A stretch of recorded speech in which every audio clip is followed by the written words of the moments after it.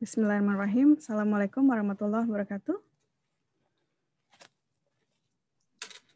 Can anybody hear me? Yes, clear, Dr. Mira. Alhamdulillah. Thank you very much. Okay.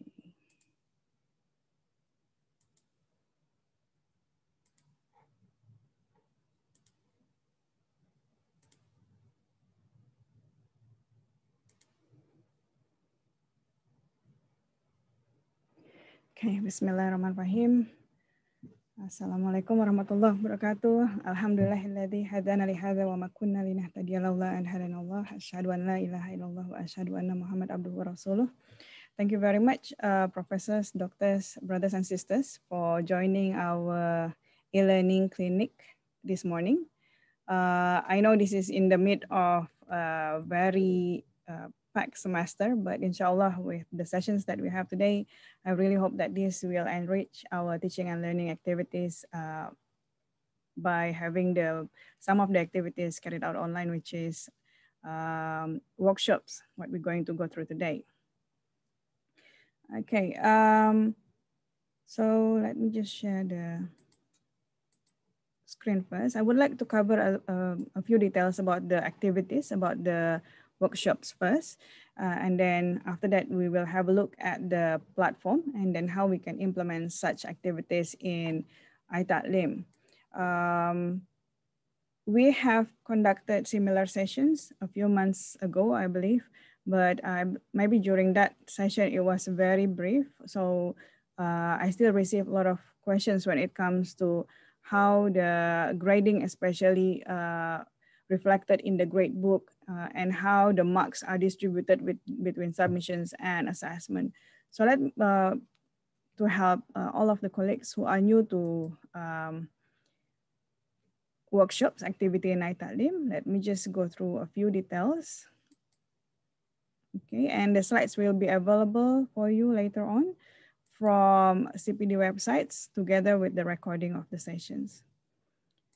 Okay.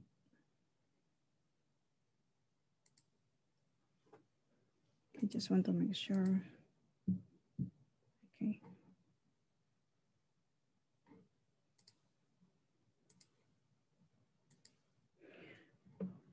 Okay, so the session today will be on the setting activities in workshop activity in iTA'LEEM.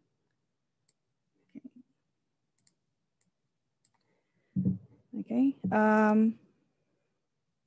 So first, when I first heard about the terms workshop, I thought it is a workshop. Workshop is what we have usually carried out in face-to-face environment, which is we discuss, we come up with things, the hands-on and whatnot. But this workshop is not that kind of workshops. This workshop is actually a peer assessment activities that is carried out in the iTA'LEEM. So this activity, let me just highlight what is workshop activity in iTA'LEEM. So the workshop activity is a peer assessment activity. And in this online activity, the students will be able to add submissions, which are then distributed amongst the peers for assessment based on the grading scale provided by the teacher or the instructor. And when we have this activity, not necessarily that the students will need to have full graded by the students. It also can be some of the marks can come from the instructors and some of the marks can also come from the students. So in this case, we can actually customize the activities to how much the marks can the students get from the workshops activity.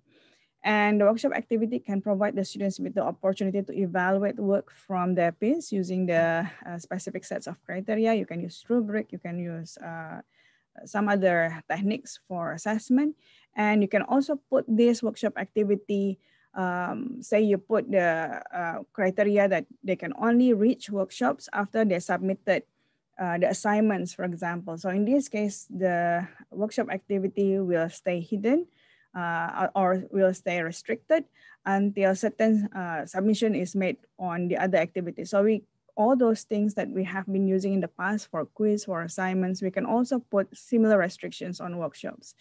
And the submissions and reviewers may be anonymous, and the workshop's activity can be practiced in advance with the example of submissions provided by the instructor. So in this case, we can actually provide some examples of the assessment that the student can actually carry it out in the workshops.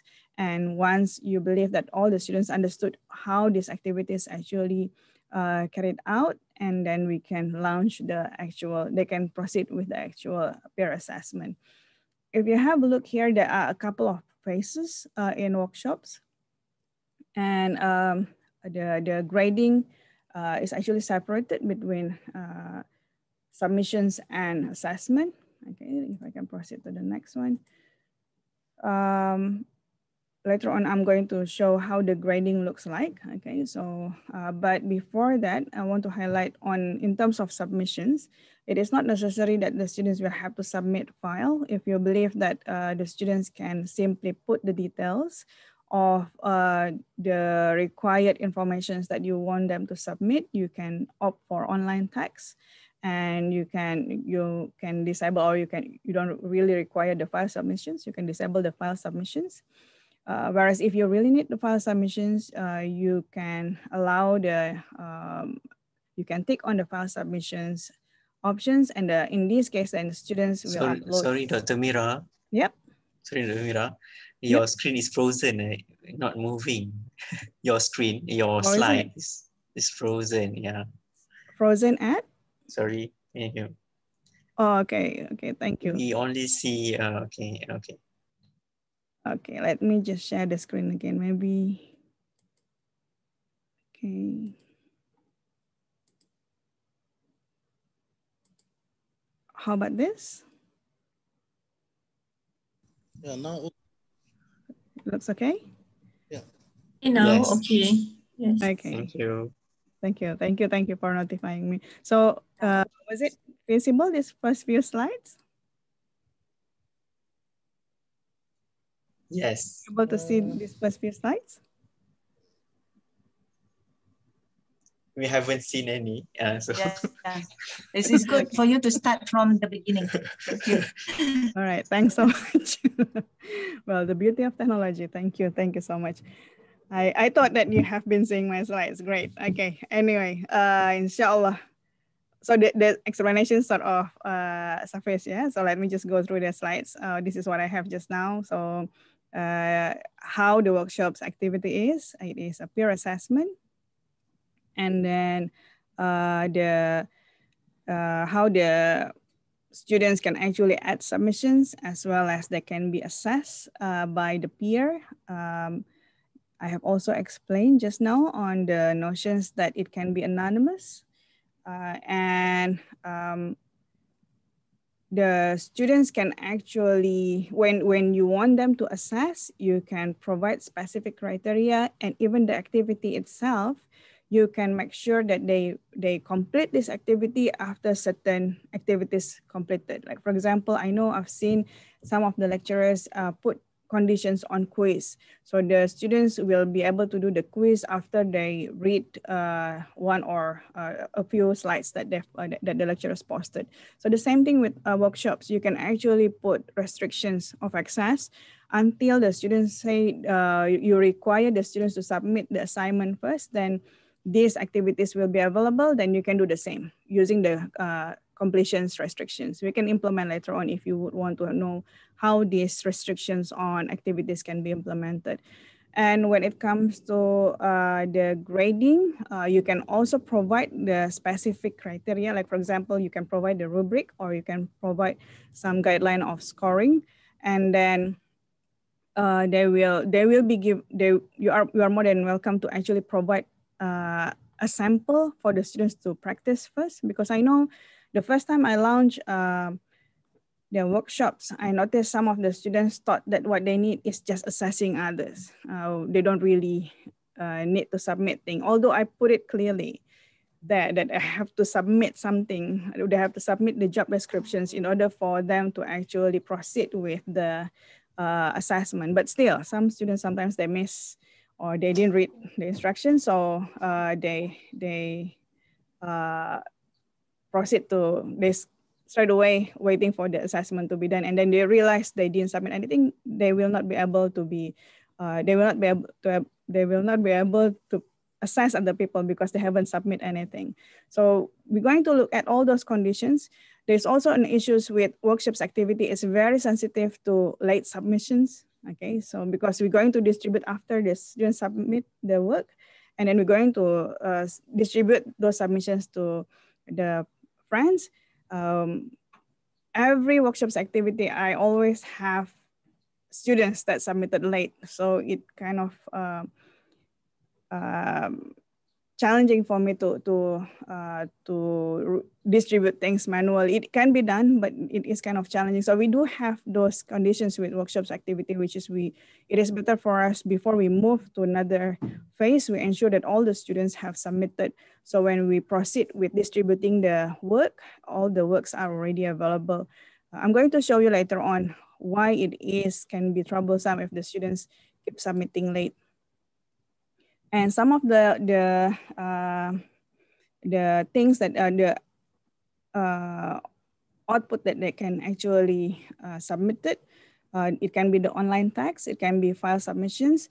Not necessarily you need to have file submissions. If you feel that those details can be entered directly on the space provided, then I would suggest that you opt for online tags. It is easier for those friends that going to assess the students to download the details and then share and then retrieve all those informations, rather than if they have to assess. Imagine if they have to assess 5 students and each 5 students submitted 50 megabyte of files, so they practically will have to download a lot of files. So in this case, we can see which of the file submissions is suitable for the workshops that we have. Or if you opt for both, we can also have both online tags and files. Okay, so as I've mentioned earlier, when it comes to workshops, the students is actually provided with 2 grades. Okay, so the grade of submissions, which is basically the grade of submissions is the grade that each individual students will receive from their friends, and the grade of assessing peer. So the grades that they assign to other people for particular students. So we can sort of see later on how much this person received and how much this person give to others. We can compare later on.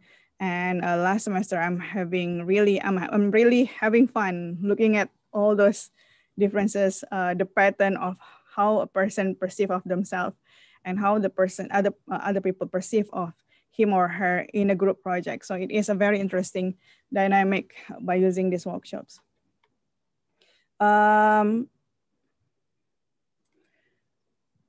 Okay, so as I've mentioned earlier, when it comes to workshops, we do have a couple of phases. We have setup phase, we have submission phase, we have assessment phase, and we also have the grading evaluation phase. So basically on the submission phase and assessment phase, these are for the students' activity. Grading evaluations is basically for us to sort of decide what we're going to do, or how the calculations for this activity should be carried out. And once the whole thing done, then we're going to close the workshop. So if I can sort of summarize later on, we can look at how the whole activities proceeds from setting up and then move to the on the submission phase and then the assessment phase, and when would be the best time for us to proceed to the grading. And then of course, if you feel that everything is complete, we can wrap up the workshops, you can close the workshops. A few things when it comes to workshops, you can actually have this as part of the class activities, which means that the whole students in the class will assess each other. So you can actually do that, or you can also have this as part of the group activities. I believe most of the use of workshops that I've seen so far is more to the use of workshops in the activity. So how you assess each other contributions in a group. So this is what I commonly see implemented in iTA'LEEM. So when we have this implemented to a group, I would encourage for us to know all these two different terms. There is a notion of visible group and there is a notion of separate group. If you want to make sure that the group, the member assess each other, other students in the same group, I would suggest that we go with separate. Okay, just to make sure that just in case any student submitted late and we really have to reallocate the whole thing again, it will not affect other groups. It will only affect that group because each individual groups will have to assess the members of that particular group. So there won't be any chances that one group assessing other members from different group. So this is one of the important things perhaps that we can implement it later on when we proceed with the hands-on, okay? And group may be created by the instructors, or you can opt for self-selection group activity, which is now available in iTA'LEEM. And if you would want to go with auto-create, then we can have that auto-create group in the groupings when the group set up when you create the groupings. Okay, let me just highlight the 4 steps, what we're going to do in the hands-on later on. We're going to do the workshops activity, but this is the recommended use of workshops. So every time you use workshops, it is recommended that first you start with the add configure workshop activity, make sure that you provide sufficient information in the submission phase, as well as in the assessment phase. And then if you require any submissions, please ensure from my experience, it is better to make it bold and large the font, just to make sure they understood they have to submit something for them to be able to be assessed by other students. And the second step is configure the assessment settings. Okay, so we're going to set up how the students will be distributed to the peers, and then if you have any forms, how the form should look like and whatnot. And the third step is to finalize the grading. Once you have finished everything, the students have submitted, the students have assessed other students, then we're going to have a look what would be the suitable grading, fair or strict. Those are there are available options in iTA'LEEM. And also once we finish everything, then we're going to close the workshops. Only after you close the workshops, then the grades activity will appear in the grade book. So while you still have those activities in the grading phase, then the students will not be able to see the marks of what they have obtained from the workshops. Okay. All right, so let me proceed with iTA'LEEM. Any questions so far? Sorry if I'm too fast. Any question? No? No question. Okay, good. Okay, thank you. So I hope it is clear, but feel free to just interrupt me if you have any questions, just in case I miss anything. Okay. All right. So I hope you've seen the right screen now, the iTA'LEEM screen. Yes. Okay, great. Thank you very much. Okay, so now we're going to have a look on how the workshop activity can be set up in iTA'LEEM.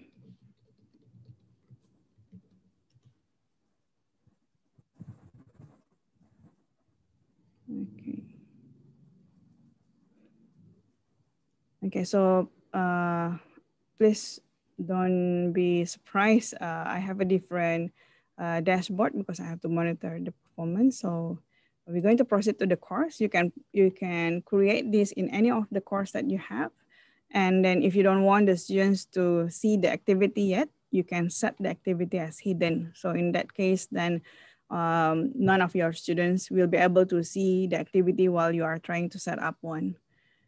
Okay, So we're going as usual, when you have reached the sample as the course page, sorry, once you have reached the course page, we're going to proceed with the edit. Okay, so turn editing on.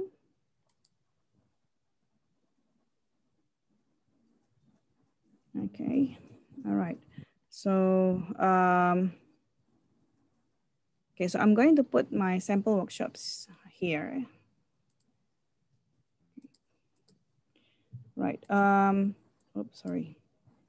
So we're going to create a simple workshop activity that will require, oops, sorry, will require some submissions, and then we'll require the students to assess each other. Okay. So I'm going to call it as a sample workshop. Okay, so you can provide any descriptions that you feel necessary here. Usually I will just provide a very minimal details here because I would want them to read. The most important part is the details that we're going to provide here in the submissions as well as in the assessment. So you can provide whichever details that you feel necessary.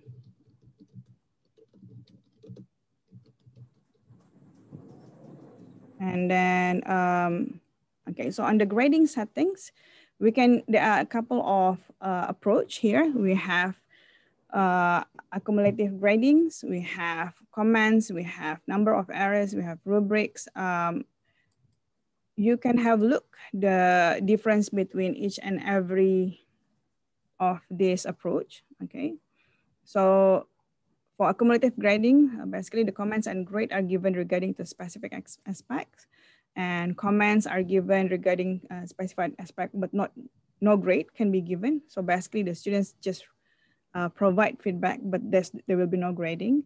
Number of errors, comments and yes or no. So it's a bit of grading, but in Boolean, yes, no.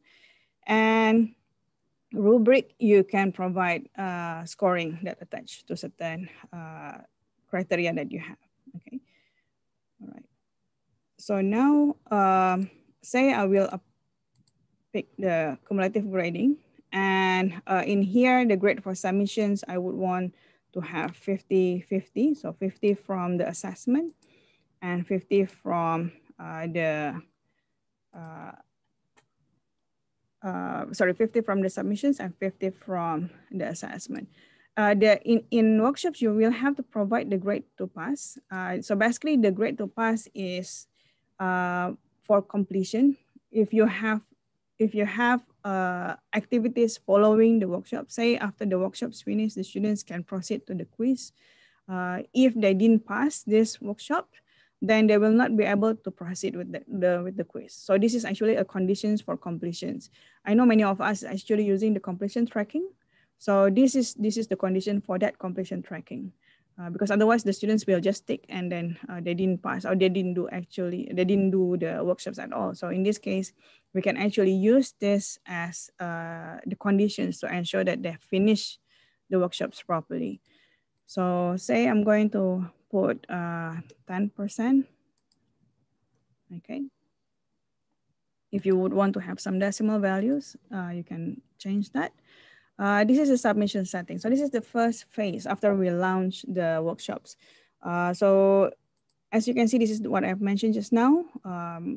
If you would want the students to make sure that the submissions is made in space that we're going to provide, the text box that we're going to provide in the submission phase, we can tick this and then we can tick required. Or otherwise, if you require any file attachment, then you can tick on anything that is required. If you feel that both are needed, then you should tick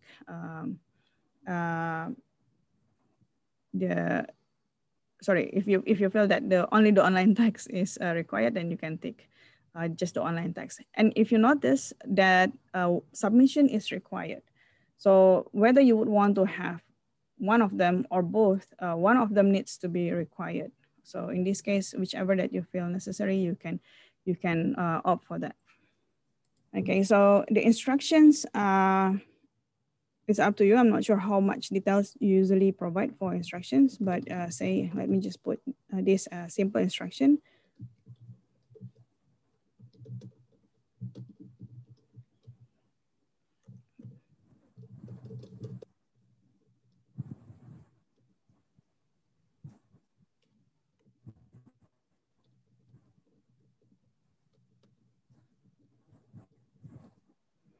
Okay.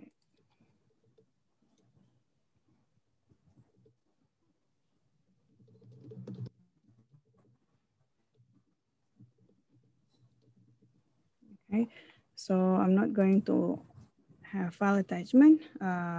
Okay, so this is what is interesting, because when the students submit late, they will not be able to assess other people.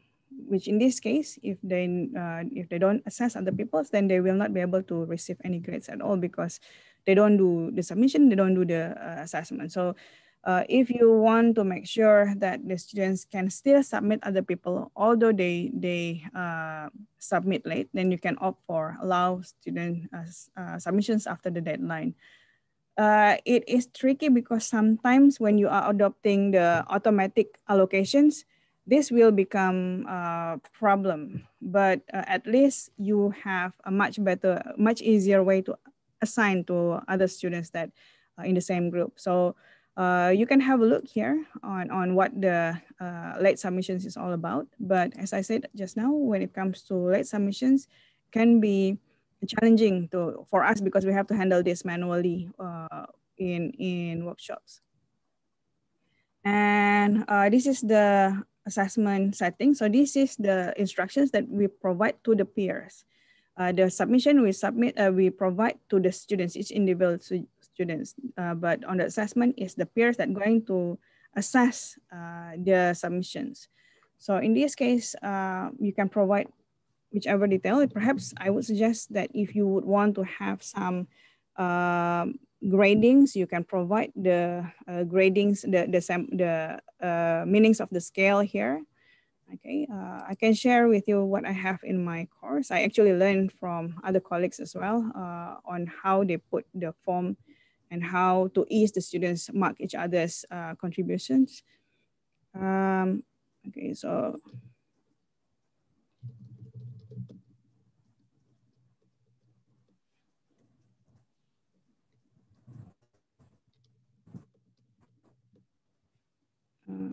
okay, so we can have a look later on some of the example, but let me just provide minimal instructions first. Okay, would you want to allow the students to assess themselves? If yes, I think it is interesting. If you feel that it is needed, then you can tick on this. Some workshops that I have, I don't allow the students to self-assess, so I didn't opt for these options, but you can if you want to. Okay, so this is actually the feedback at the end that we'll show at the end of the workshops when we close the workshops. And if you feel that you would want to add later, by all means, you don't have to provide now. It is not mandatory to provide in the beginning when you set up the workshops. You can modify anytime throughout the workshops activity while the activities are still on. And this is the example of submissions. If you would want to provide some sample of submissions, then you can provide the details on what kind of approach would you want the sample assessment is shared. Okay, so there are three options. Assessment of example submission is voluntary. Example must be assessed before on submissions, or examples are available after on submissions and must be assessed before peer assessment. So they can run the workshops first, but it is not final. It will not be counted as the real grade. They can just play with the forms. But if you feel that this is not necessary, your form is very straightforward, then it is not mandatory. Okay, you can just skip that. Availability, and this is the most important one, I think, when it comes to making sure that everything is submitted on time. So ideally, we can provide ample time from when we open the submissions to when the submissions is end. I usually opt for giving them a few days, just in case they would want to make sure all the submissions are downloaded first, going through all the work that they have to assess, and then they finalize the workshop's activity. So if you feel that you would want to provide a few days, then you can adjust the submission deadline. And this is when the submission to the next phase, the allocations of the submissions to the assessment. Okay, so if you would want to switch to the next phase automatically, we can opt for this. So switch to the next phase after the submissions deadline. And then if we have set up the automatic allocations, this will automatically shuffle or distribute the work to all the peers. Okay, so in this case, it will make our work a lot easier, especially if we have a lot of sections and we have to monitor a lot of workshops. So I think we can opt for switch to the next phase automatically. Okay, just want to make sure okay. All right. And then when the assessment should start. Of course, the assessment should start after the submission deadline. How soon is up to you. Okay, so you can have this, say it ends at 20th, but I would want the assessment to start on 21st. So the allocation will start to shuffle right away, but the students will not be able to start assessing until it is the time for assessment. Okay, so you can modify the timing accordingly, but that's how the availability in workshops work. And okay, so if you have groupings, okay, so if you would want to have this for your group, then I would suggest you opt for separate groups, and then which groupings that you would want this implemented to. Say I would want this to implement to a group project. So it will only distribute according to the groupings that you have in this group project, okay? Again, as I said, if you would want to go with restrictions, just now I promised that I'm going to show you this. If you would want this to be filled up after the students completed certain activities, then you can put restriction here that the students must activity completions. What activity do you want them to finish? Say you want them to finish this after they finish reading the book. Okay, so you can opt for activity completion, sample book, and it must be marked complete. Okay, or if you would want to have a different approach, say after a quiz, then you can opt for must be complete with a pass grade or something. Okay, so we can put certain conditions accordingly. Okay, and this is for the conditions that we have just now when we put the grade.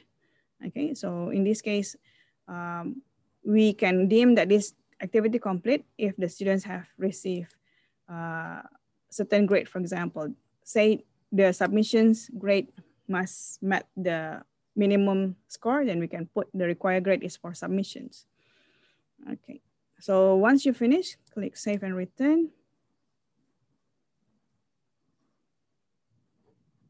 Okay, let me open the activity, click on the activity. There you go. So this is the whole set of the workshops activity. If you have provided everything for the workshops, it will be ticked with the green tick button icon, and then whichever that you haven't done, it will indicate with the cross. Okay. So in this case, we can actually edit assessment form. Okay, so how would you want the assessment criteria implemented here? So say, for example, intended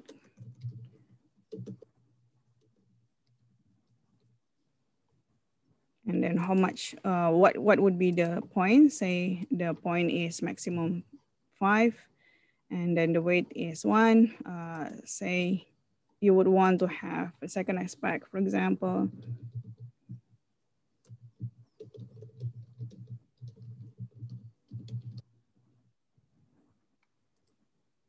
Oops. Okay.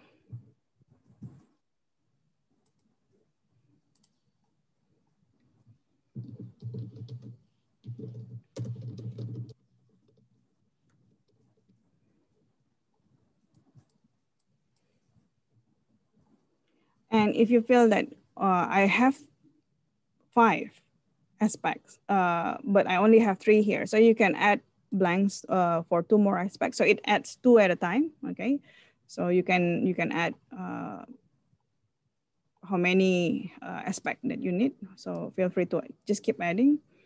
So say I'm not sure, resourceful.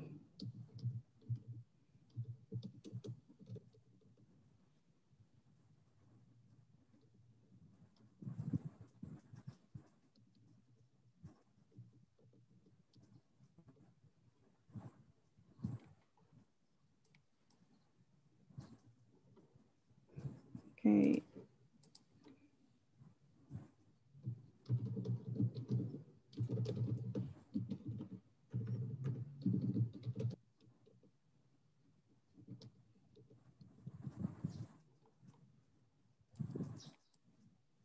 Okay. Okay, so you can save, you can preview if you want, or you can save and continue editing. If you want to preview, this is how it looks like. Okay.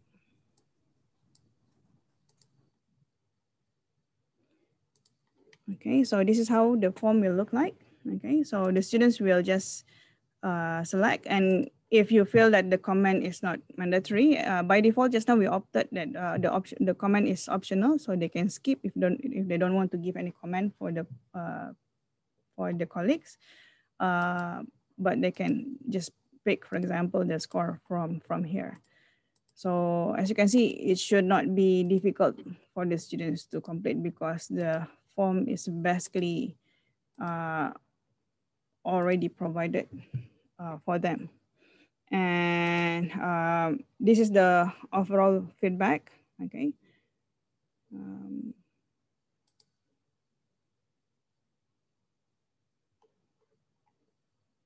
Okay, and then if everything finished, you can save and close. Okay, as you can see now, everything that you have completed, it will turn green. So now we have finished everything. We've provided instructions, we've provided the form. So now if everything is ready, we can switch to next phase. And by this time, if this is already the time for the students to access, then the students can start fill up the submissions form, okay? And then you will be able to see here how many submissions is expected and how many submissions is submitted. Let me just have a look on what I have. Okay, so I think it will be a lot easier to see it from the actual things that have run. Okay.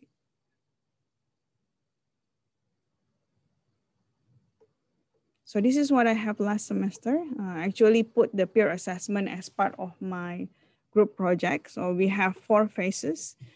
So this is the first 3 and then the final one, which is with the e-portfolio. So let me just show the first one. I think the first one was less problematic because everybody submitted on time. Okay, so yeah, still there were 1 more students that didn't submit on time. So as you can see in here, everything that is done properly will be checked with green. So if you have, this is what happened when the students submitted late. So they will not be allocated, okay? Or they submitted twice, it will not be allocated, okay? And in here, as you can see, I'm not sure whether you can see it clearly. So it shows allocate submissions, how many is enrolled and how many have submitted. And if you have any work that has not been allocated or has not been reviewed, then it will show here. So it will indicate with the check mark, okay? On the next phase, okay, so this is on the assessment phase. Basically in here, you won't be able to see whether the students have assessed or not, but you will be able to see here later on. when the students have not assessed other people, then you will have less in terms of expected. Okay, so it means some of the students didn't actually assess others. And in this case, we have one student that actually submitted twice. So those allocations, the final allocations that the students submit were not calculated. So this is one of the things when it comes to workshops, I have to really remind them regularly whether they have done the work, because otherwise it will affect the peers that we are going to assess them. And yeah, so once it finished, you can close the workshops, and then it will show that the activities, as you can see in here, you are about to close the workshops, the result will be calculated, the grades appearing in the grade book. So if you click continue, then the students will be able to view the grades in the grade book. I have to jump from close back to assessment, I think, last time, okay, because some of the students, as you can see in here, some of them, they didn't actually submit on time. So if you have click on closed and then you shift back to previous phase, which you can, then the last grade will still appear. Okay, so but the students that haven't been assessed, they will not be able to see the update. So this is something that perhaps we have to bear in mind. If you feel that you would want to reopen the submissions again, then inform the students that the final grades is the one that you're going to release later on. Or in this case, I don't release because of the late submissions. I didn't actually count that due to some issues. Okay, but yeah, so they are, I think we would be able to know whether we really have to shift to the previous phase or not.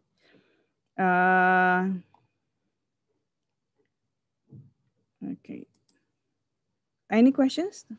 Just in case, or if you would want to have a look on some other settings, just in case you might need different approach than mine.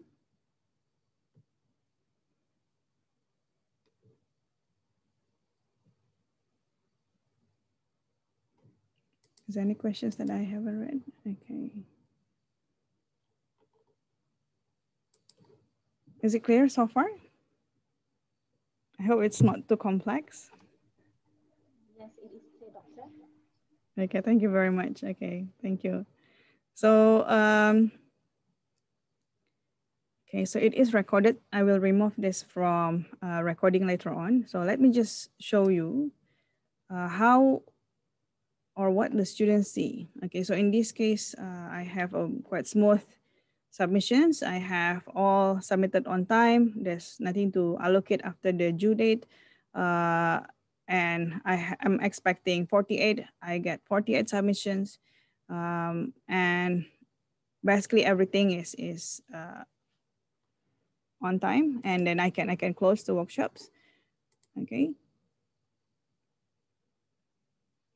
And then it will appear in the grade book. If you have a look, most of the workshops that I have, I don't close until I know that everything is finalized. So in this case, because I will not be able to see everything is on track until I reach the last phase, so I only release the workshops marked for the final phase rather than on the ongoing phase, because just want to make sure that the final score that they receive is just one instead of having 4 marks for each phases. But again, different assignments might require different how the grades is released. So if you have closed, then it will show the conclusions.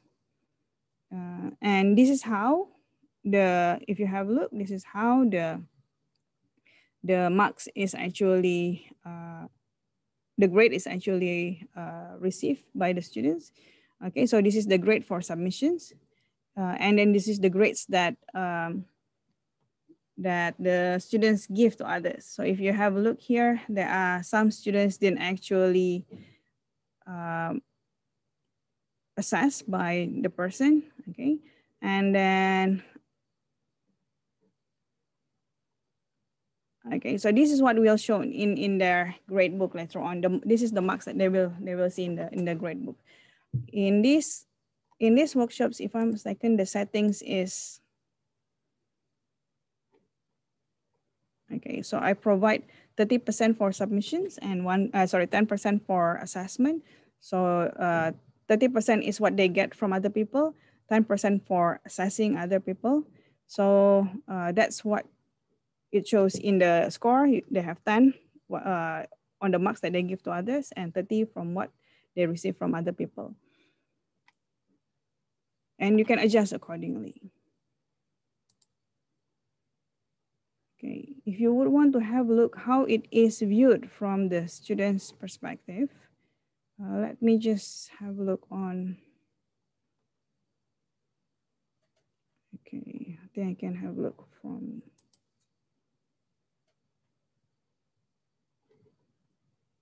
Okay, let me just stop for a while.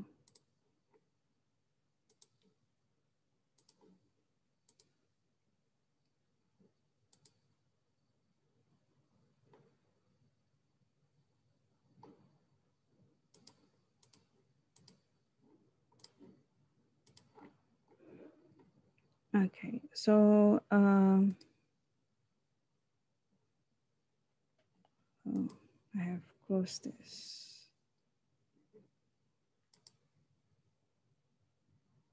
So when we have distribute the assessment for them, so what they will be able to see is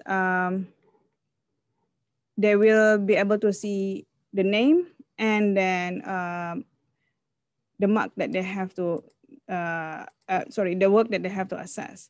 So if the students are not submitting anything, they won't be able to see those names listed in the list of peer that they have to assess. And that is sometimes the students that didn't submit didn't realize that until they see why there's no one actually assessing him or her. So it would be good to have a regular reminder that the submissions is mandatory, and if they don't submit anything, then people will not be able to assess them.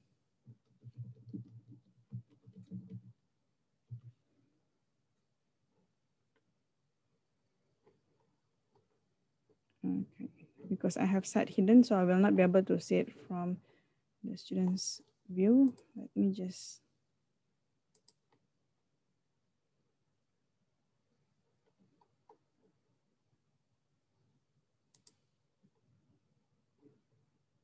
Okay.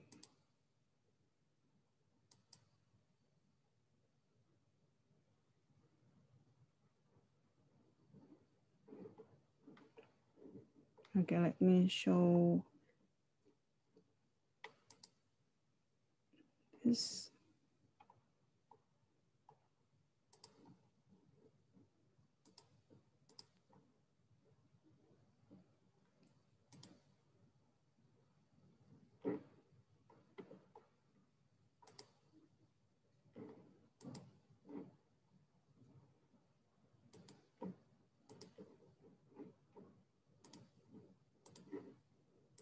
Okay, so this is from the student's perspective. This is from the student's account. So we're going to see what they can see in the peer assessment when they have completed it. Okay, as I've mentioned earlier, I have implemented the separate. Okay, so in this case, they will not be able to see other groups' performance. What they can see is just the group members. And as you can see in here, the grade for submissions, what she received is this much. And the grade for the assessment, what she received for grading other people is this much. So in this case, we will be able to see, they will be able to see, as well as us, of course, how much mark we assign for each workshops to them. So they know the performance as well. And this is the great feedback, I think, because the students will be able to see what the peer actually perceive of him or her. Okay. And if you have a look in here, this is what she assessed from the friend. Okay, so this is what is submitted by the friend, and this is what she have given to others. If there's any feedback, it will show in here. Okay. All right, so I have 10 aspects, so she has to grade all 10 aspects of this for each members. Okay, so I think that will be all for workshops as far as I can go. We can go more detail, but I think if this is your first time implementing workshops, this will be a good start to sort of explore some of the settings that I have just now. But if there's certain settings that you would want me to explore later on, feel free to contact me. Perhaps I can assist you individually. So I will be able to know what would be the best way to shape the workshop's activity for your course. Okay. Okay, so that will be all. Any questions? One question, please, Dr. Mira. Sure. Based on your experience, how did you get students to submit on time? Because I always come to the point that I have to resort to manual allocation whenever there are students who did not submit on time. So it's quite tedious to actually assign this manually every time because of some students did not submit. What is your advice? My advice might be very strict, but this is what I do last semester, because I learned on the first assessment. I've reminded the first time they said, oh yeah, I'm going to do it. And then still I don't see any submissions. Okay, and then I reminded again, but then I realized they are mature age students. They should be responsible enough to ensure that the work that they have to submit is submitted. Until they realize that at the end of the workshops, when I release the marks and they don't get any marks, then they realize, okay, so if I don't submit, means they don't get anything, because I've given 3 times reminder. So yes, and it is very, very, very time consuming to keep reminding and then adjust the allocations again and again. I think it's just I don't think it is a good approach, because the students will not learn from that. And that's why when I make it strict that on the second phase, I'm not going to accept any late submissions, and I'm not going to allow any late submissions to be submitted. So when you miss the deadline for submissions, then that's it. But on the same time, I provide ample time for the submission. So I've given, the class was on Thursday, so I've given until Sunday to actually make the submissions, and the assessment will only be 2 days. So then they have no excuse but to submit. And I can see, as I showed you earlier, on the second phase, I have less headache because I make it strict, and they know the consequences of not submitting from the first phase, from the previous phase. So that was my approach. Wallahu alam, I don't know whether that's a good one or not, but it works. Thank you for sharing. Thank you. Okay.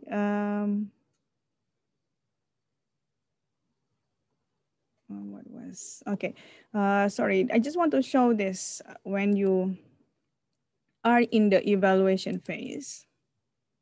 This is perhaps what would be beneficial for others as well.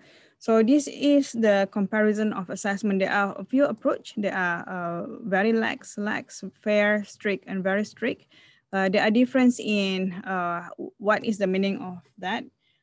For the assessment, which for the workshops which you believe that just now the late submissions and everything you would want to still consider, and then the late submissions will still be able to be graded, then you can go with the very lax approach. Or if you want to make sure everything is submitted, like for example, in this case, the students might have submitted, but the submissions was late. So the peer will not be able to assess the work. So because I opt for very strict. So in this case, they can still assess other people, but they will not be able to assess. So in this case, by right later on, the marks for this person will be, the mark for the students will be less, because one of the person will not be able, was not able to assess the work. So it's up to you which one is suitable, but we do have options here. Okay, and yeah, I think that will be all. I think another one that perhaps is beneficial for everyone is, okay, so if you feel that you would want to clear the assessment after the or you don't want to have this assessment marks shown at all, you can clear all the assessment marks, and then the students will only see one mark, which is the submissions. Okay, so you can have that if you feel necessary. Is there any other questions? Dr. Mira, maybe you can also share how we can download the result. Okay.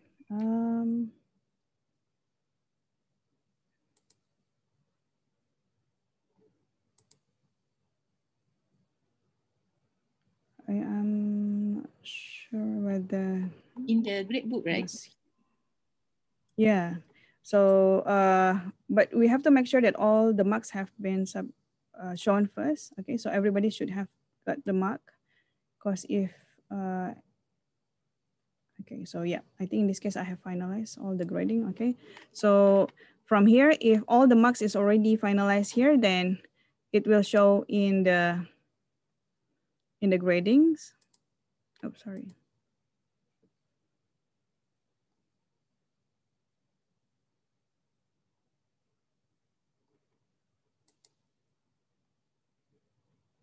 Okay. So let me just show.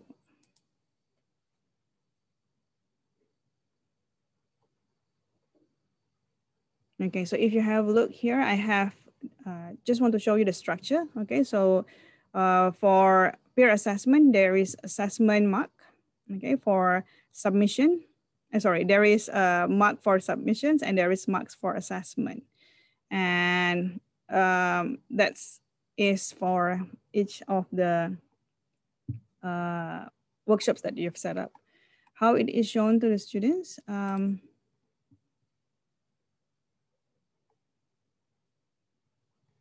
Okay, let me just scroll to the side. Sorry if it's.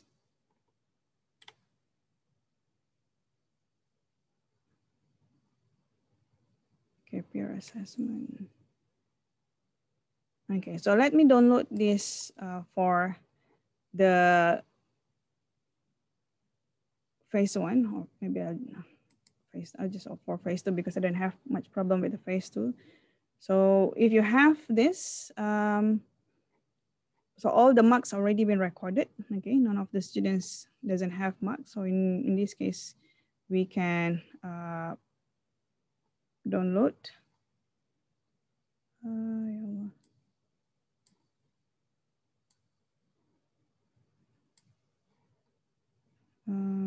I think you can use report, right? Sorry, export.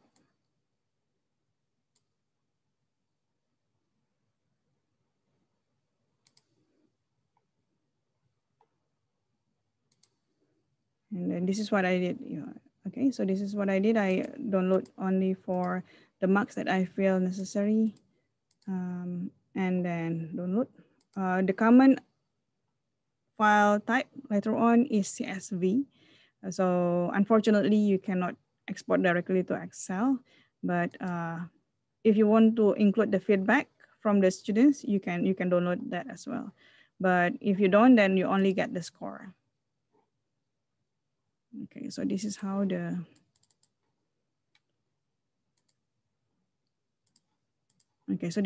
score is shown.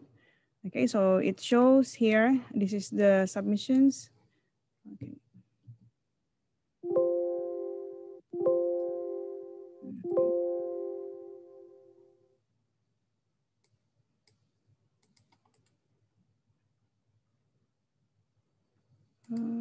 Okay, so this is the for submissions and some for assessment.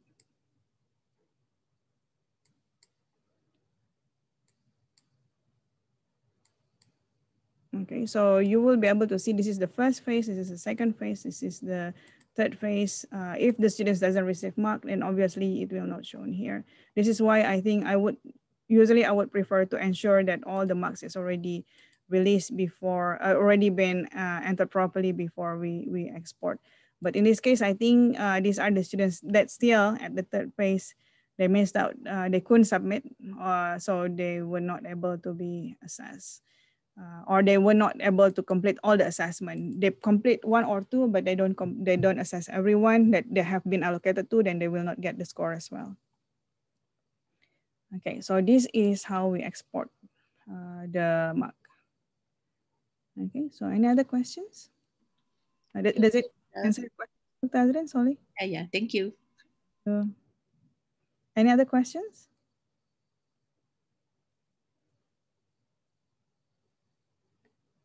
Okay, just in case I miss anyone in the chat questions. Okay, is it the same with Google Classroom? Google Classroom? Do we have workshops in the Google Classroom? I'm not really sure. As far as I know, it is only Google Form.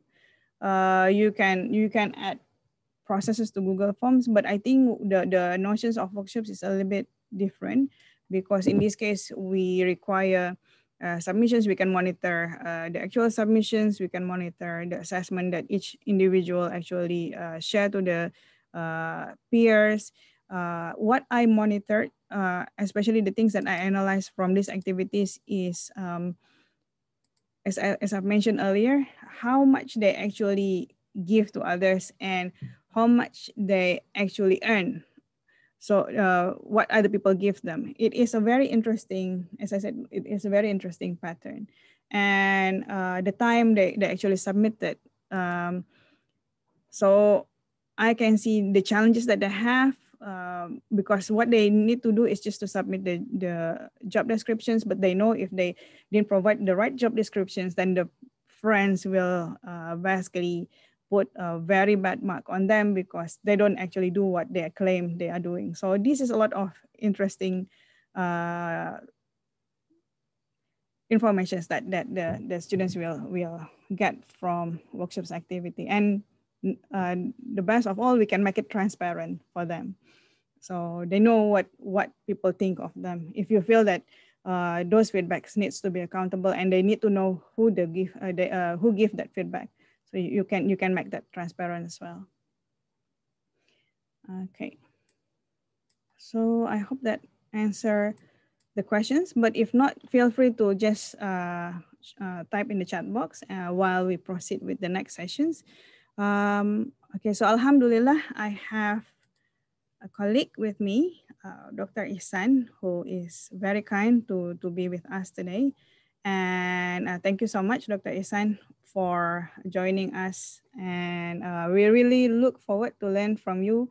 And I learned a lot from how you arrange the content in iTA'LEEM as well. So this is one of the reasons why I invited you, which is I think all of us can, especially in the social science domain, would be able to learn how iTA'LEEM can be useful to facilitate teaching and learning activities.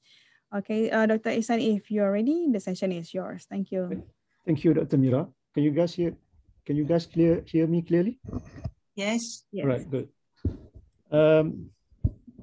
Rabbi shrah li sadri wa yassir li amri wahlul 'uqdatam min lisani yafqahu qawli.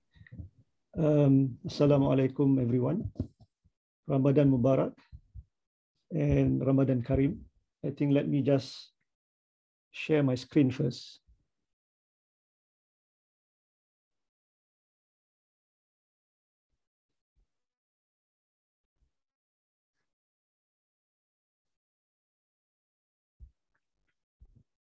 Okay. Well, I have to say that in the beginning, when CPD approached me and they asked me to basically give a talk on iTA'LEEM, I was quite surprised because me, myself, I think I have so many other things to learn from iTA'LEEM itself, especially, all the new features, like what Dr. Mira mentioned earlier. That's also something new to me. But then Dr. Mira tried to explain a little bit more, whereby she asked me to share, especially on how I manage my content in the iTA'LEEM. So I think that can be done. And I believe that, there are much better way, how to present your content in the iTA'LEEM. But I think for me, this particular platform, this particular session would also be, the venue for me to learn from you guys through the feedback questions and so on. So I hope that I can also learn and also improve, the way how I put up my content in the iTA'LEEM. So the topic is basically pretty broad. Probably, you might have different expectation when it comes to managing content. But I think, the focus that I'm going to share with you today would be more on how I communicate, with students with regards to the content that I have. I think, that is very important, particularly for two reasons. Number one, to make sure that they get the message right, okay? And number two, to set our expectation to the students so that they are clear enough in terms of, what we expect from them, even from the beginning of the semester. So most of what I'm going to share basically, going to dwell on those kind of things. And I had prepared, a couple of slides. Most of the slides are basically a snapshot from my iTA'LEEM. I just want to reduce, the transition from one window to another window. And, for me to scroll down, into my iTA'LEEM, that might take some time. So I take a snapshot and then I, just put it on slides. And then later on, I will also share with you, how the iTA'LEEM looks like. And the version of iTA'LEEM that I'm using is basically from my device. I'm using my iPad to share the screen. I think I like what had been presented in the Moodle apps, okay? Whereby I think for most of you, if you have access to Moodle apps, either in your mobile or in your, tab device, I think it's kind of cleaner.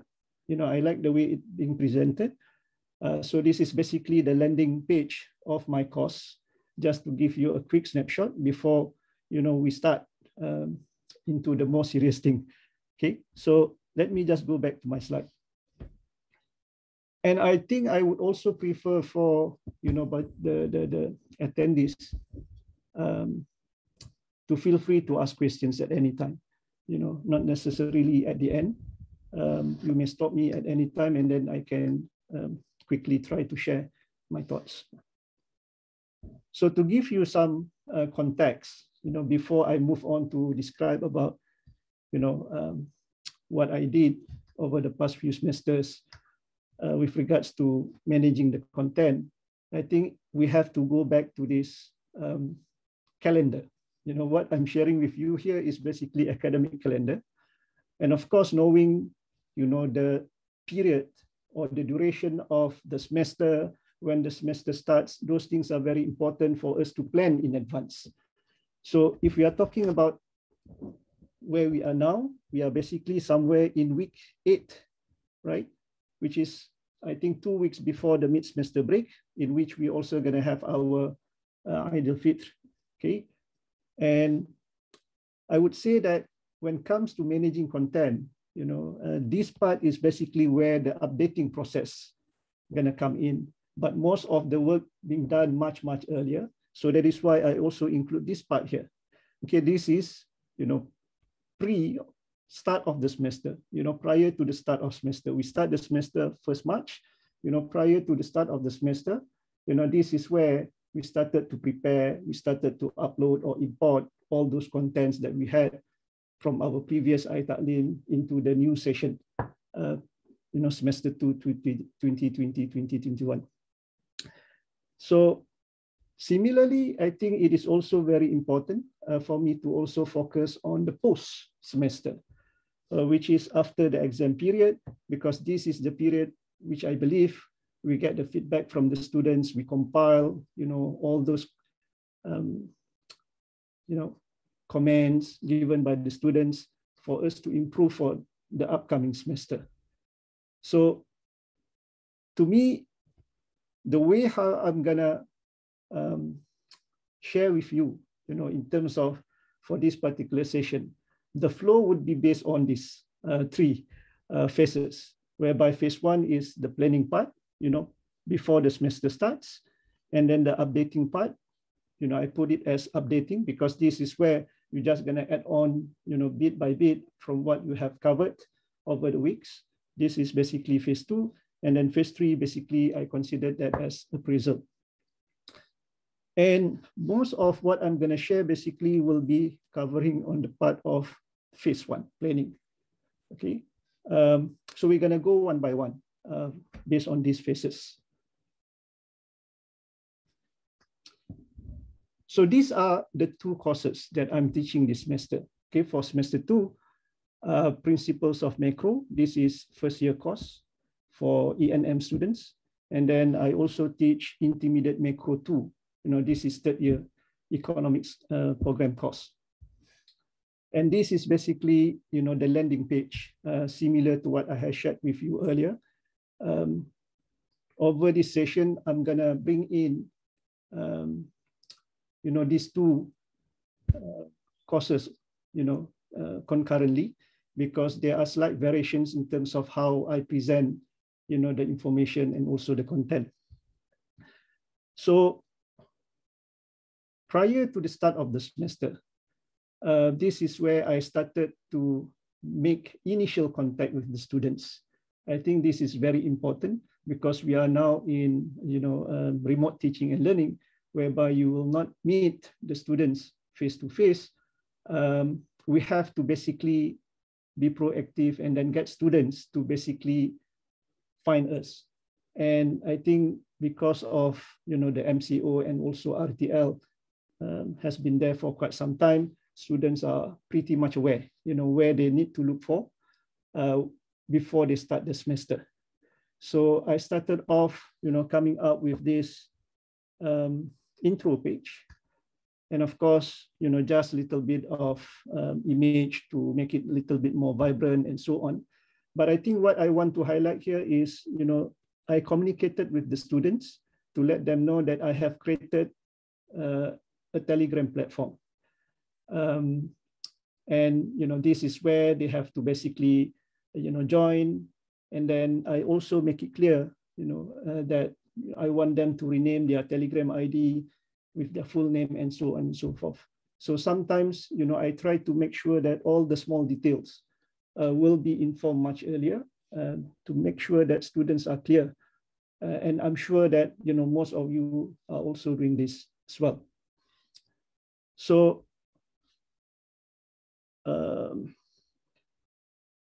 so I did that like 2 days, before the start of the semester, I think on Saturday, before the start of the semester on Monday. And, suddenly, I started to receive students joining the Telegram group for my Econ 1610 and also for my Econ 2311, okay, the two courses. And of course, I also need to give them reminder, because not everybody basically check their iTA'LEEM. So basically I have to remind them, so that they could share with their peers, so that their peers can also join into this Telegram. I think this Telegram, would complement the iTA'LEEM platform. I would still prefer to use iTA'LEEM as the official platform, whereby I'm going to communicate and also share all the documents. Okay, I do not share any kind of lecture notes or slides, in the Telegram. Telegram is just more of a quick announcement thing.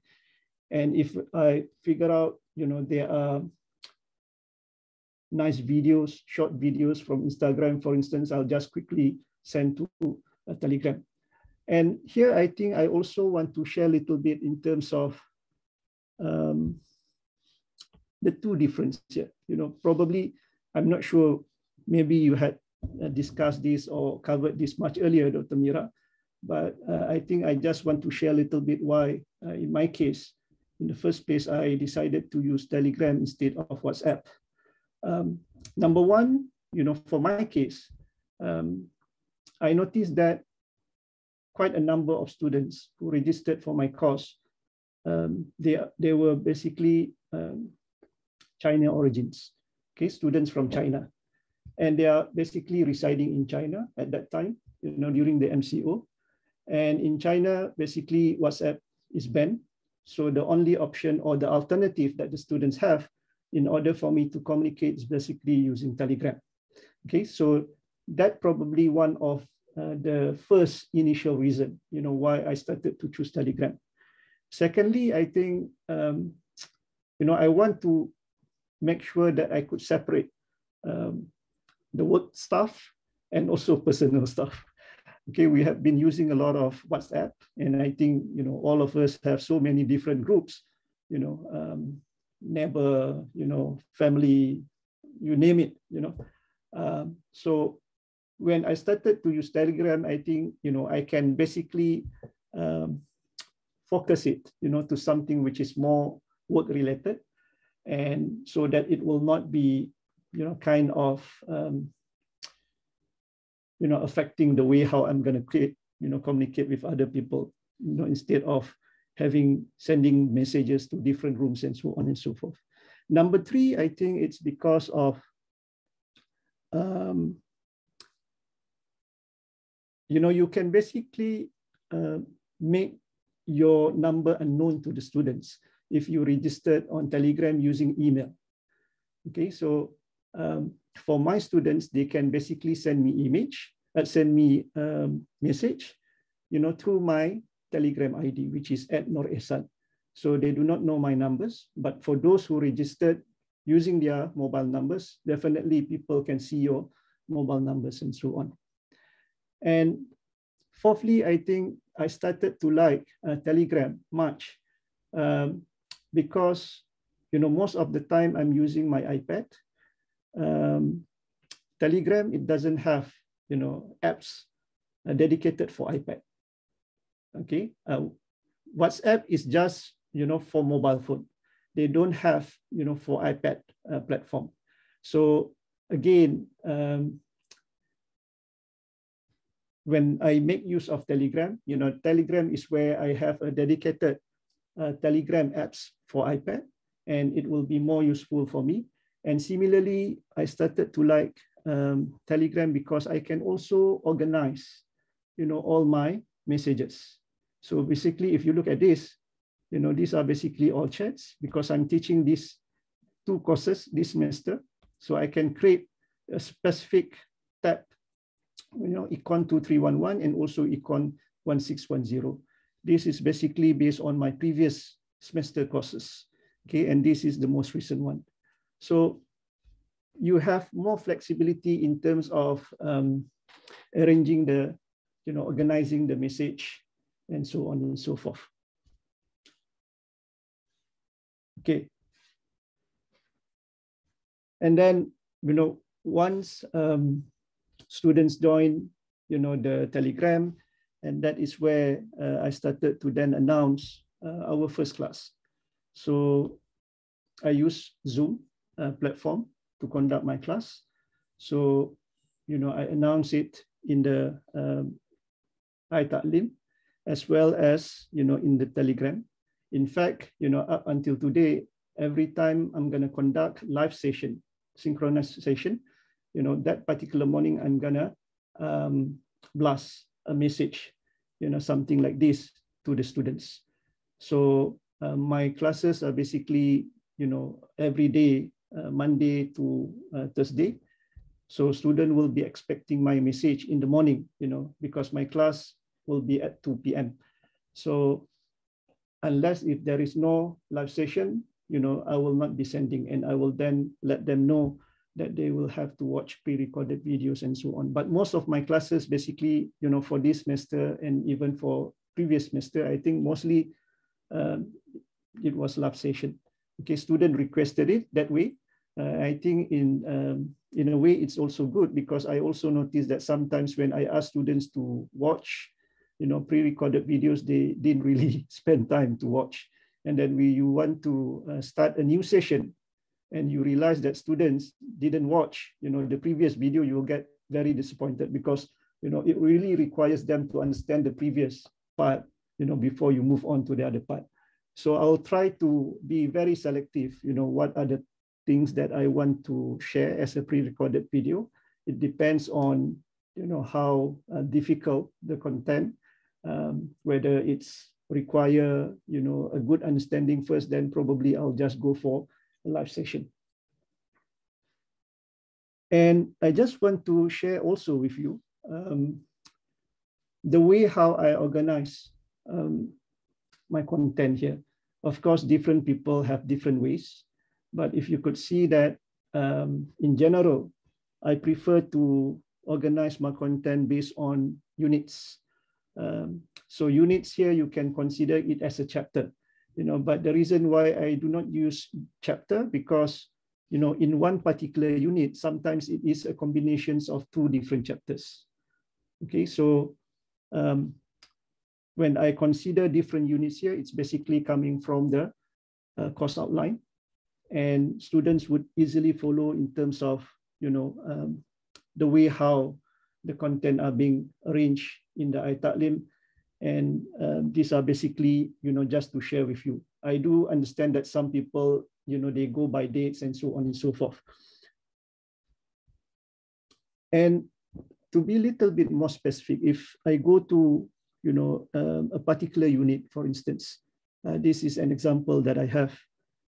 I try to provide a little bit more details in terms of what are the coverage, you know, of that particular units, to give a sense of idea to the students, you know, even though they have yet to watch the video or they have yet to start the lesson. I think we should give them some idea, you know, so that they manage to get the whole entire context of what the topic is all about. And before the start of the semester as well, you know, this is where I'm going to share, you know, my slides and so on. Usually, you know, when before the MCO, I didn't really share all those slides, you know, in advance. Usually I'll go by chapters or by units. But during the MCO, you know, some students requested personally from me, for me to put up all the slides in advance. Why? Because during this MCO, you know, they have difficulty to travel. And some of them, they wanted to have all these hard copies of slides, you know, with them in advance. But to travel to the photocopy center, you know, if I give them like, you know, one slides every week, then it would be difficult. So they prefer for me to share straight away, you know, up until the end of the semester, all those different slides for different chapters, for them to download and then bring that soft copy for them to print it out at the photocopy center, okay, for them to refer during my lecture and so on. So from previous semester onwards, I started to just share whatever I got with the students in advance. But again, you know, whatever that I shared with the students in terms of the slides, those are basically general slides, because when I cover my classes, I would have add up, you know, new information, for instance. So if you could see, you know, the one that I have here, you know, this is a more recent data with regards to what really happens to the economy. You know, this is basically not covered in the slides that I shared with them. This will be added, you know, when I want to conduct the live sessions and so on. So over time, I try to update, you know, the slides, but the versions that the students have is basically just pretty much basic, you know. Same goes like this. This is basically what the student have. And when we conduct the class, I will then put some annotations and so on and so forth. And similarly, you know, I also sometimes come up with my own diagram as another example, you know, just to supplement whatever example given in the textbook or in the slides that I shared with them. So this is also the same, but this is for unit number 3 and unit number 4, just to show you again that the way how I break down, you know, that specific unit. I'm gonna describe a little bit in terms of the subsections that we're gonna cover. And then we have the slides, you know, same goes for unit number 4 and so on and so forth. And this is, I think, for my other course, for Econ 2311. For unit number 3, you know, I break it down, you know, as simple as possible. You know, probably we can update this in the next coming semester, a little bit more detail and so on. And this is basically the slides that I'm sharing with them in advance. And during the live sessions, I'm gonna put in, some annotations to explain a little bit more to them. And this is also another example for unit number 4. Okay, again, the same. And sometimes I break down the slides into a smaller units, depending on, the coverage of the chapter, the flow, how I usually manage to cover the flow in class. So I break it down to smaller pieces. And what the students will get in terms of slides is basically just, the basic drawing, and the rest basically comes during the live session. So that is why I think, it's very important for students to join in the live session when we conduct one. I also want to highlight here, when I shared the slides for this particular course, especially for the 3rd year course, I put a password. I think I find it also interesting here. One, because of the fact that we heard cases, sometimes students during exam, they make use of their gadgets, to view the slides. When you have password, that make it a little bit difficult for them. Although, this password can basically be override, by third party, software sometimes. But when I choose, the term or the code for the password, I try to also make use something which is related to the topic that I'm discussing. So for example, unit number 4, part 2, this is basically, gonna cover about Tobin's theory on money demand. Okay, so just, to give them some context, the keyword, that they have to remember. And when you put password, I think it also makes the students a little bit alert when it comes to, reading and also viewing the slides, because every time they want to access, they have to basically, take note of the password. So that makes them, a little bit more aware on certain things that I'm trying to basically share with them. So, well, I think there might be, good things and also bad things, but I feel happy up to this point, the way how students so far, they have not complained that, I put a password for this kind of slides and so on. And now moving on, this is also before the start of the semester, actually, whereby I started to prepare different SOPs, that's the buzzword today. So different guidelines. So I'm sharing with you here, of course, the course outline, but I also have, guidelines for online tests on iTA'LEEM platform, guidelines on video project, and also, some other things. I will highlight it at a later stage, inshallah, for both of my courses. And I think this is very important because, we want to make sure that students get the right expectation, from us. We expect that the students to achieve certain quality. So we make it very clear in the beginning in terms of the rubrics when it comes to, video preparations and so on. I even set, the deadline in advance. Okay, so they cannot come back to me at the later stage saying that, they are not aware of this, because all these things are basically being informed to them in the first class. And of course, it also being shared in the iTA'LEEM for them to look through. Okay, so I try to be as clear as possible on my part to make sure that they get the message and they know really what would be my expectation. And I think somehow it's kind of reverse psychology as well. When students see that you prepare, with these kind of things, and they think that you are a little bit organized person, they would start to, they are the one who sometimes gonna push me, asking for more information.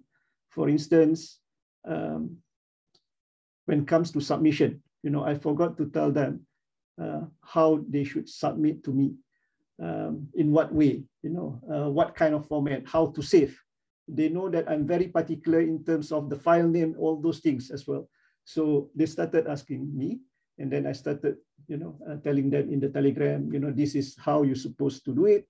You put your group name, you save your file as a group name together with the section number. I give them, a proper guideline for them to follow, so that it would be much easier for me as well, because when I receive their email, so I can easily monitor who have submitted, based on the file name that they have arranged for me, as well as the subject of the email that they send to me. And all right, so this is basically the first class. Okay, when I conducted the first class through the Zoom, although normally we have that course outline, but I think course outline that we have, probably it might not be too friendly, to the students or even to the lecturers. So usually, on the first day of class, I would come out with my own course synopsis. I extracted some of those important information from the course outline to be shared to the students. So this is the example that I have for one of my course here. So I need to share with them, the textbook, because we no longer can bring to the class, how the books looks like and so on. So, just to share with them in terms of how the books look like, and then not necessarily that, whatever that we'll be using, in the class would be available in the forms of soft copy, for instance. So this is actually the most recent text, 22nd edition. But because of MCO, students could not, go to the bookshop and then buy these books and so on. I need to find a version which is legal, okay, and can be downloaded by the students. So this is a much earlier edition, I think edition number 10 or something like that. But it's available and it's legally, from the web. So I explained to the students that this will be the text that we'll be using during this period, although this is the more recent one. And of course, in the course synopsis, that is where I'm going to explain to them, what we're going to cover, from unit number 1 up until unit number 10, and from the textbook, which that particular unit corresponds to. Because the textbook that we are using here basically covers for 2 different courses, microeconomics and also macroeconomics. So only half, of what will be covered in the textbook here will be covered for my course. So I need to make it clear to the students which particular chapter, that basically corresponds to my particular course. The remaining basically corresponds to the microeconomics, the other course. And I think this is also very important. I want to make sure that my students are aware of the academic calendar. We have 14 weeks, when they're gonna go for break, because I'm gonna explain to them clearly in terms of when would be the deadline, for the assignments, when would be their quizzes and so on. So I make it clear in my tentative schedule of assessment, okay, even before the semester start. So this is basically my plan, and this is basically, when you can expect, you're gonna have your tests, when you're gonna have your group presentation, when you're gonna have your group submission, and so on and so forth. And I think, when you have this in the iTA'LEEM, you put that in the iTA'LEEM, so that it will be appearing, whenever students go to your page, that would be a good reminder to them, so that they are aware that, okay, next week, there will be a deadline that they have to basically submit, and so on and so forth. And even for us, sometimes, we tend to forget what would be the breakdown of, the assessment. And I also put up this, on the iTA'LEEM so that I can also refer and my students can also refer. Let me just share with you, for instance. So what appear on my iTA'LEEM is like this. Okay, I put it under course assessment. And then, I have that assessment methods and then schedule of assessment. And any assessments that comes, during that semester will fall under this particular section. So far I had Econ 16110 test number 1 on the 16th April. Although the date sometimes might change because of the, how fast we cover, the content and so on. But, those things I think would give some awareness to the students in advance. How do they plan when it comes to, preparing for their tests and so on.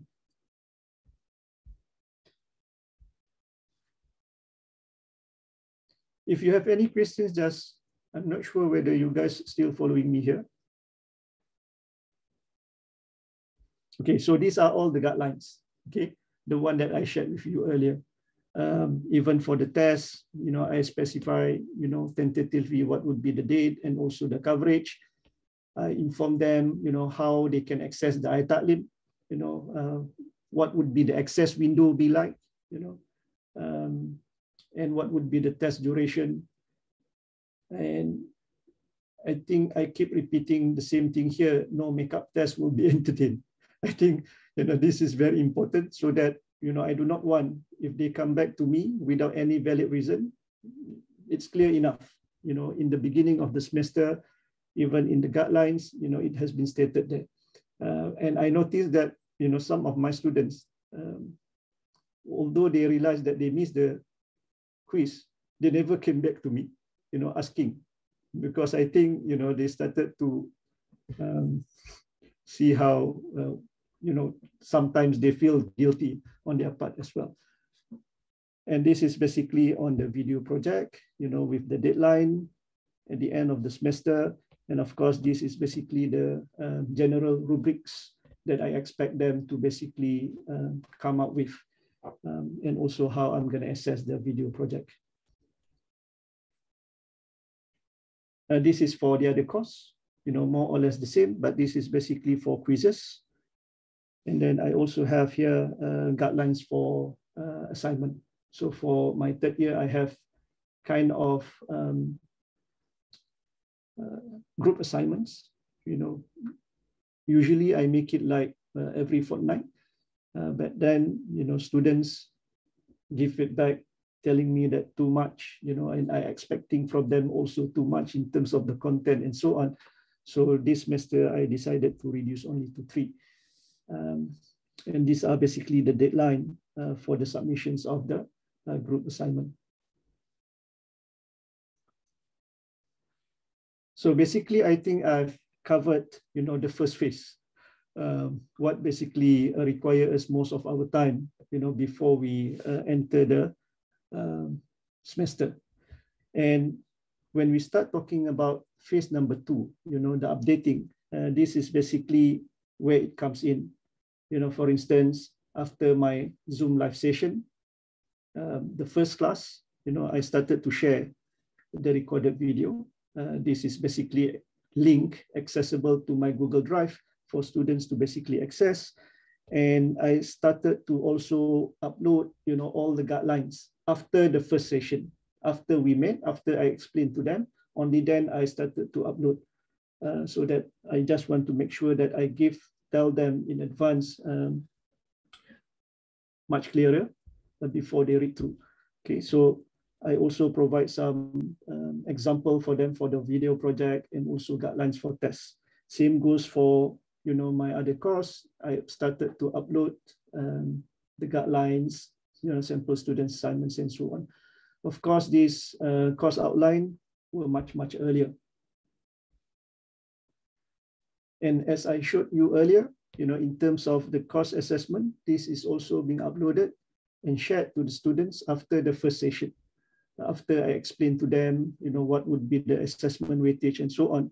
And then I started to share with them, the schedule so that, they start to be aware in terms of when will be the next deadlines and so on.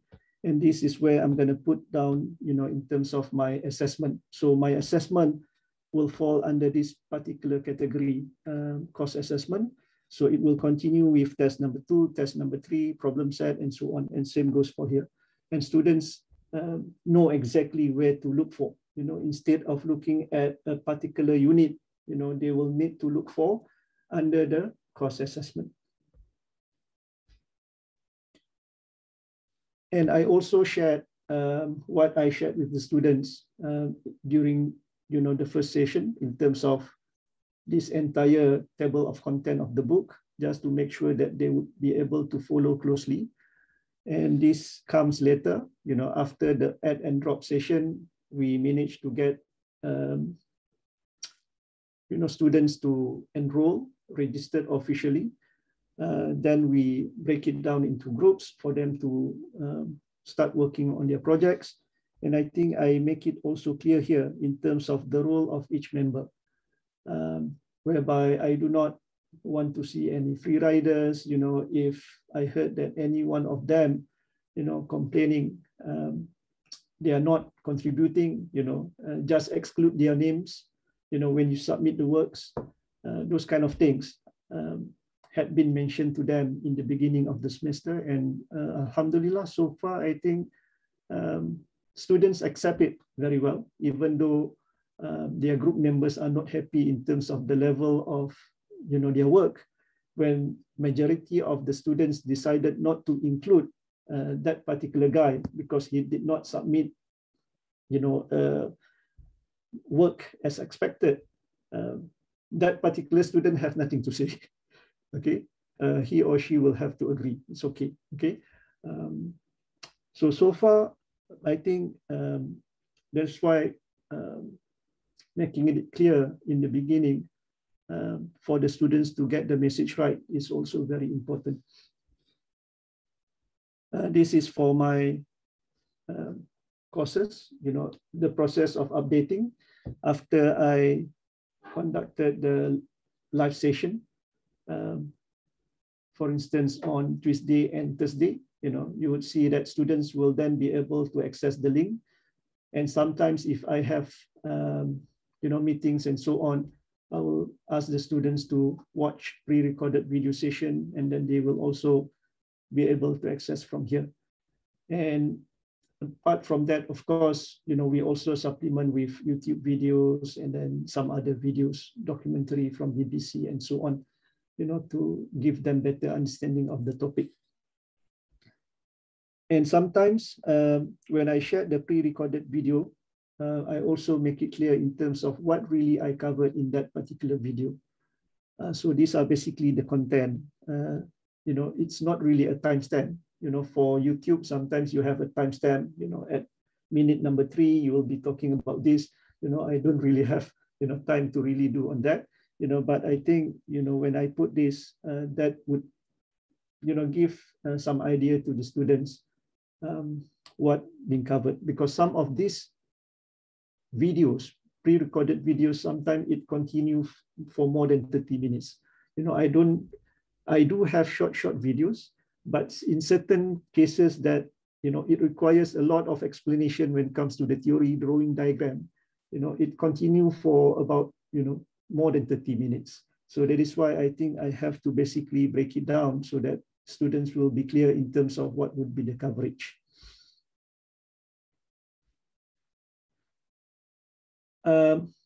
During the semester as well, I make use of the Telegram to share any videos.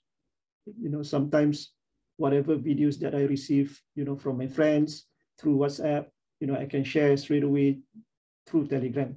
And I will not, spend time to basically upload in the iTA'LEEM. So this is for quick sharing with the students. And then as usual, I'm gonna tell them, whether we're gonna have class or not, on that particular schedule day. That will also be, the platform where I'm gonna share, information about, related to e-learning, any announcement about iTA'LEEM, whether there is a, what do you call that, system breakdown and so on, I'll try to provide those information to the students. These are just examples, to share with you what I'm sharing with the students in terms of on the Telegram platform. And most of the time when I shared on this Telegram platform, I do not share it, the same thing in the iTA'LEEM. iTA'LEEM would be the slides and so on, but the one that I found easily, on the web while I'm browsing my phone and so on, I just quickly send to them.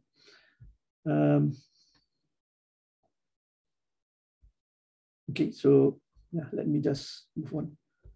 So that's basically the updating process. And it goes along, as you continue to week number 8, week number 9, 10, and so on and so forth. And the third phase, I think what I'm going to share with you would be 3 things, which I really learned from the students' feedback, as well as from my personal observations. So I'm talking about, phase 3 here. Number 1 is basically with regards to students asking questions. Very rare, during the live sessions, even when you pause for a while in between session, you ask students whether they have questions. Sometimes they tend to be very quiet.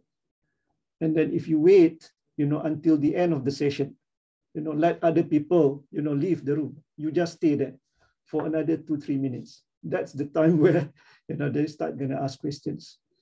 And I learned this as well, during the face-to-face session, before the students leave, I will be the last person to leave the class.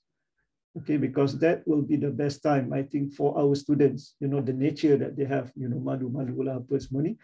Okay, they tend to come to see you after the class. And same goes for the live session, so they only gonna ask you, when most of the students left the room. And in some cases, students, they will ask these questions personally through your Telegram. That's fine. Sometimes you want to reply and also, but I think what is more important is for other students to learn as well. Okay, if they are able to share those questions in class or in the group instead of sending it to me personally, I think that is where, other peers could also learn, when I start to answer the questions. So sometimes when a student asks me questions in Telegram, I will start to share in the group. Okay, so you can see here, I'm sharing here questions asked by one of the members.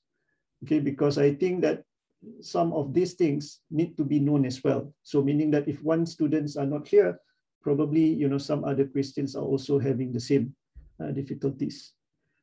And I started to come up with this, I set up a new section in my iTA'LEEM. I've created a Google Doc, shared Google Doc, editable shared Google Doc. I just name it Ask Me to Make You Understand. So students can basically, click on this link, and that will basically bring them to this Google Doc, whereby they can start type their questions. So basically, the idea is I'm going to check through, this Google Doc from time to time, especially before the start of the class. So in the first few minutes, before I officially start the lesson, this is where I'm going to spend a few minutes to explain to the students based on the questions that they posted here. But again, sometimes it's not that easy for, everyone to really post questions. I need to remind them, because I also reminded them, if there is no questions in the Google Doc, probably we do not need to have live session. Okay, because I'm only going to conduct live session if there are questions, so that I can update you a little bit. So these are among the questions posted by the students. So far, up to this semester, I think I received 3 questions for unit number 4. The rest, unit number 1, number 2, number 3, no question at all. Okay, And I'm gonna pick up these questions and then I'm gonna share it, a few minutes before we begin the lecture, before we start the recording, before or while waiting for the rest to join in the session. So this is through my observation. I think, we need to create a venue for students to at least, pose questions. And, as long as we try on our part, it's basically up to the students to take the initiative. Number two, with regards to, probably we may also consider some additional things that we can include in our iTA'LEEM. I'm sure that many of you have done this as well. In my case, when I teach postgraduate level, especially, which requires too much of technicality, dealing with mathematics and so on. Sometimes students doesn't have, they are not able to appreciate the theory, and how it basically relates to the context of real world. So for that particular matter, this was basically for my previous course in 2018. You can see here, this was way back in 2018. I think from time to time, we also need to come up with a particular section, in our iTA'LEEM. Any news related to the topic that you are gonna explain, anything related to inflation about Malaysia, for instance, I think we can just share a link, something like this. Okay, and I'm sure that, this is not new for you guys, but I think this is something that I need to consistently do. And secondly, this is about, the most recent and interesting article. So I need to make sure that I keep my postgraduate students updated with the most recent articles and the most recent interesting, manuscripts that appear in good journals. So whatever, I read through, that is basically what I'm going to share with the students. And of course, this will be updated, every semester based on, that particular period from time to time.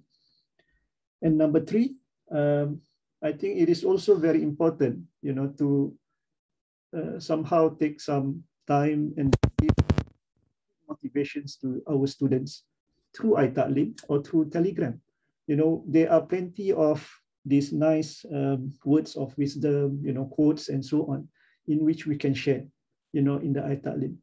So out of, all those units that we have in our iTA'LEEM, unit number 1, 2, 3, probably in between unit number 4 and 5, we put a quote, for instance, just to, make them a little bit aware, to bring them a little bit fun and happiness, for them to reflect and so on and so forth. So I think, that would be a small role on our part, but I think it might give a good, big impact to the students, especially during this period. So I think that's all that I have. Thank you very much for listening. I hope that, whatever that I'm sharing here would benefit you in, some way. But I also would like to hear your feedback, and hopefully I can also improve, on my part. Thank you. Back to you, Dr. Mira. Okay, thank you very much, Dr. Ihsan. I've learned a lot, mashallah. Jazakumullah khair. And I think I feel lucky because I can see a lot of courses. I can learn from a lot of teachers.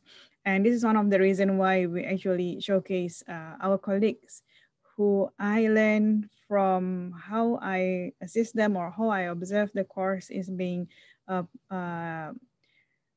shared in iTA'LEEM. And it will be a loss, I think, for IUM if we don't really leverage all this knowledge for the community. And alhamdulillah, so far we have quite a number of colleagues already, Dr. Ihsan. So thank you so much for adding all the knowledge that we can actually learn from iTA'LEEM.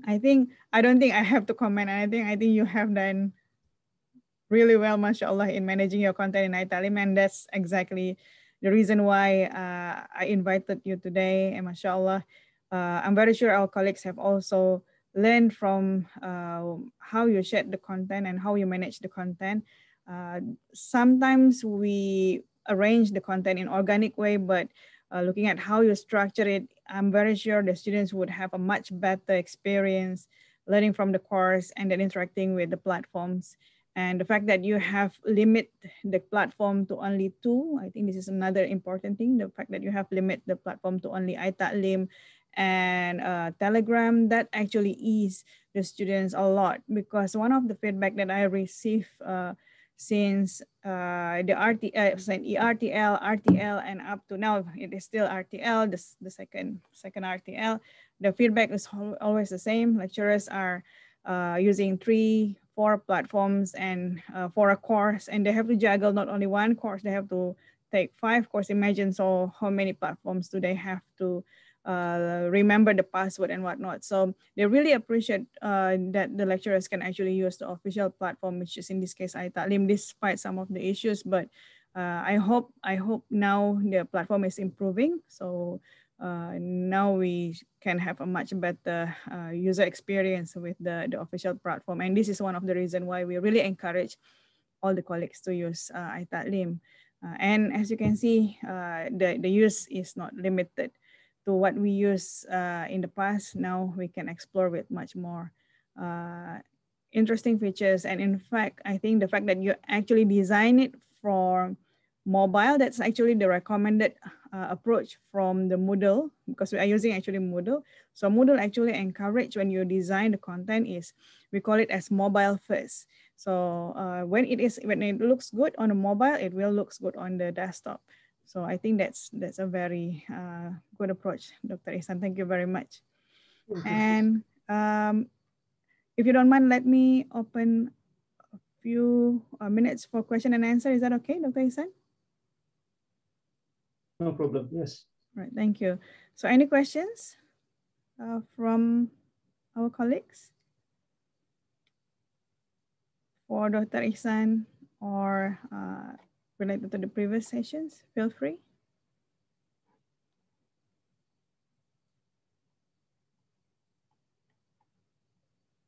Okay, is there any questions? Nope. Okay, so it seems everything is clear, and inshallah, we are reachable. And if you have any questions that you want me to forward to Dr. Ihsan, feel free to email it to CPD. And I believe CPD, Sister Hilda, have actually shared the evaluation form, but unfortunately, it's the previous session information evaluation form. So perhaps we. If it's not the correct form, we will share the new form soon to everyone's email. I have just been informed it was not the right form. So if it's not the right form, then please wait. Sister Hilda will share the right form as soon as possible. Okay, so I think that will be all for this e-learning clinic. This is the fourth sessions in this year, and I'm very glad. I'm very thankful that we have a very kind colleagues in this university. The first month we have Dr. Azlin and Dr. Farham, Dr. Hamzah, and Dr. Ihsan. MashaAllah, Barakallahu fikum, may Allah bless all of you. I know it's not easy to share and prepare, but I'm very sure the knowledge that we gain, you will get the barakah when we implemented it. And not only that, we can share much better content, but we also improve our performance in undertaking our duties as Rabbi, inshallah. Again, Jazakumullah khair, Dr. Ihsan. Inshallah, we will meet again. And to all colleagues, if you would want, if you need the recording, we will share with you maybe in a day or two together with the slides. If you don't mind, Dr. Ihsan, perhaps can we? Yeah, sure. I can share my slides later. I'll send it to you. Great, thank you so much. Okay, everyone, if there's no questions, Jazakumullah khair again. Barakallahu fikum jami'an, Ramadan Mubarak. And let's end the session with Tasbih Kifarah and Suratul As.